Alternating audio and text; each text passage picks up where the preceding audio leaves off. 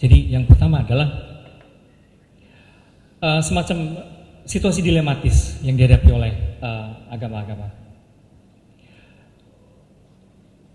Ada semacam kesenjangan yang jauh dan sepertinya semakin jauh gitu ya antara beberapa unsur. Yang pertama, antara reflektivitas yang makin jauh dan makin berani, reflektivitas dalam arti perenungan ya, perenungan kritis ya, dan kecenderungan anti refleksi kritis sama sekali gitu ya. Itu ada kesenjangan yang menurut saya makin memprihatinkan dan saya tidak tahu bagaimana menjembatani itu.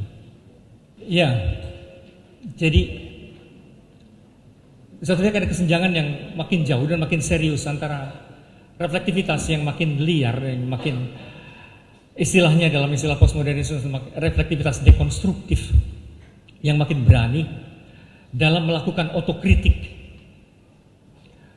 Hampir segala agama saya kira melakukannya gitu. Mengkritik diri yang luar biasa sampai ke tingkat nyaris-nyaris bukan saja relativistik tapi bahkan nyaris nihilistik gitu ya. Sehingga yang tersisa barangkali hanya sense of the divine gitu ya. Artinya semacam apa ya?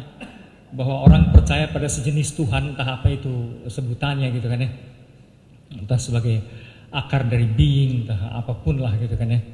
Dan bagi banyak orang jenis begini tidak penting lagi juga sih Tuhannya jenis apa gitu. Tuhan ini bisa dihitung atau tidak bisa dihitung, bisa disebut atau tidak bisa disebut karena semuanya ya so-so, semuanya problematis juga gitu. Reflektivitas kritis ini semakin pintar dan berani merelativisasi diri gitu kan ya. Merelatifkan sistem-sistem yang dianutnya sendiri dan sebagainya. Sehingga Tuhan pada akhirnya barangkali jatuh menjadi sesuatu yang kalaupun mesti disebut the sublime, sesuatu yang sublim, atau kalau pakai bahasa Derrida, the impossible, kayak gitu-gitu ya. Bahwa kita mencoba meraih dan seperti dikodratkan untuk terus-menerus keluar dari keterkungkungan kita dan meraih yang tak ternamai itu gitu. The impossible itu. Nah itu jalur reflektivitas yang dekonstruktif. Pada titik itu hampir semua dogma, hampir semua hukum dalam sistem internal agama sudah teracak-acak. Itu di satu sisi, tapi di sisi lain kan juga hampir semua belahan bumi ini dialami oleh semua agama tendensi kebalikannya, alergi terhadap pemikiran kritis dan marah gitu kan ya, lantas menganggap itu sebagai ancaman berat. Ini sebutannya bisa macam-macam sih, bisa fundamentalisme, konservatisme atau apapun juga. Tapi pendeknya ini kecenderungan justru ke arah dogmatisme keras atau lebih parah lagi ke arah ritualisme yang sangat nyinyir gitu. Jadi itu ada kesenjangan yang luar biasa di antara dua itu, yang saya nggak tahu bagaimana bisa ketemu itu. Itu dilema pertama. Dilema yang kedua adalah di satu pihak ada suasana alergi terhadap sistem-sistem raksasa yang mencoba mendikte kita, dalam bahasa postmodern disebutnya grand naratif. Ada tendensi untuk menganihilasi segala bentuk grand naratif yang mentotalisasi tafsir tentang dan mengatakan hidup ini apa dan manusia itu apa dan sebagainya. Dan agama sebetulnya adalah salah satu grand naratif yang die hard gitu ya, yang kagak ada matinya gitu ya. Ketika ideologi-ideologi besar berguguran, sosialisme, humanisme atau apapun lah seperti Marxisme berguguran dan memang sebagai sistem operasional pun ternyata enggak seberapa jalan lagi. Maka orang seperti Daniel Bell menyebutnya the end of ideology. Itu agama justru menawarkan dirinya sebagai ideologi baru, grand naratif baru, dengan umumnya pede abis gitu ya. Pede banget agama-agama ini. Ya, tapi ada tendensi itu. Ada tendensi anihilasi, alergi terhadap grand naratif. Dan pada jalur ini sebetulnya kalaupun masih tersisa religiositas, maka itu adalah religiositas yang tendensinya lebih eksperiensial ya. lebih soal pengalaman kayak gitu-gitu.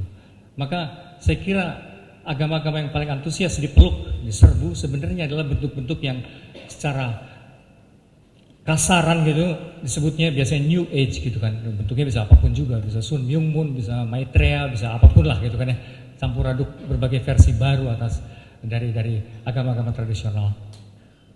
Sementara agama-agama tradisional sendiri sepertinya tanpa kecuali agama apapun mendapat kritik habis-habisan. Dan celakanya kritik habis-habisan bukan hanya dari luar, kebanyakan justru dari dalam, dari para penganutnya sendiri gitu kan, itu yang sangat menarik gitu.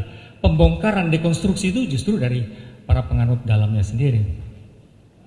Nah, tapi kalaupun tadi masih ada religiusitas, maka ini religius yang arahnya lebih ke pengalaman ya, pengalaman pribadi. Kalaupun bicara soal kognisi, maka itu dibilang bukan intelektualitas dalam arti konseptual yang strict philosophical in the strictest sense, bukan. Tapi lebih kesadaran puitik barangkali, mistik barangkali kayak gitu-gitu ya. Mistik, puitik. Orang pada jalur ini lebih di situ. Nah, sementara ini dilawan atau ada kesenjangan di counter justru oleh tadi yang saya sebut konservatisme yang begitu keras kepala gitu. Yang memutlakkan doktrin-doktrin tunggal.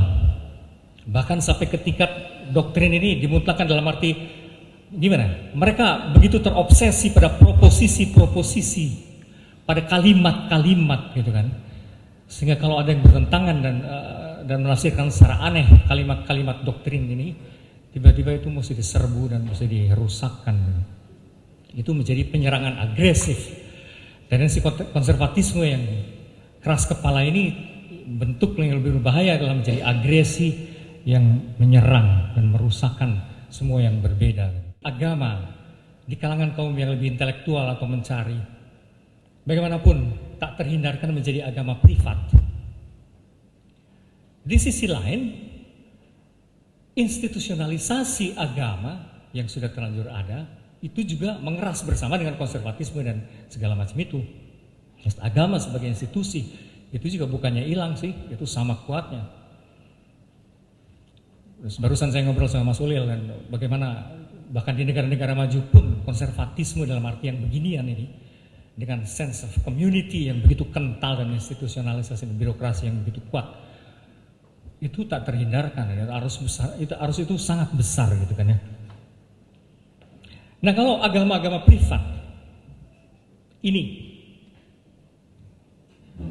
di satu pihak membawa kecenderungan yang rada aneh yang barangkali dari sudut agama institusional justru tampak murtad dan jahanam gitu kan. Karena agama, orang-orang intelektual yang beragama menganggap agama adalah urusan pribadi ini memang tampaknya dalam kehidupan sehari-harinya gitu orang-orangnya cuek berat dengan lifestyle suka-suka sendiri, bahkan seringkali memang hedonis, urban kayak gitu ya, kosmopolitan.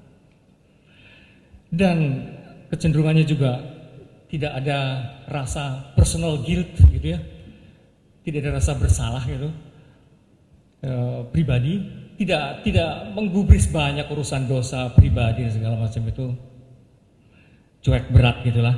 Akan tetapi yang unik pada kelompok orang-orang semacam ini adalah mereka punya sensibilitas terhadap collective sin kalau kita masih mau pakai bahasa suci gitu ya.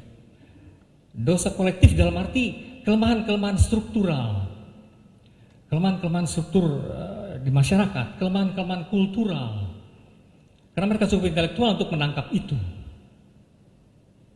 Dan mereka concern di situ. Bahkan seringkali komited terhadap gerakan-gerakan yang mencoba memperbaharui struktur. Dan dalam kerangka itu mereka bisa sangat kritis, bahkan terhadap agamanya sendiri. Tapi ya gitu sih kelakuannya, ini tipe-tipe Freidenker gitu yang suka-suka sendiri memang itu. Dan itu makin tumbuh makin banyak, dan saya menjumpai makin banyak tipe-tipe begini ini di mana-mana. Di Indonesia juga gitu ya, yang menganggap bahwa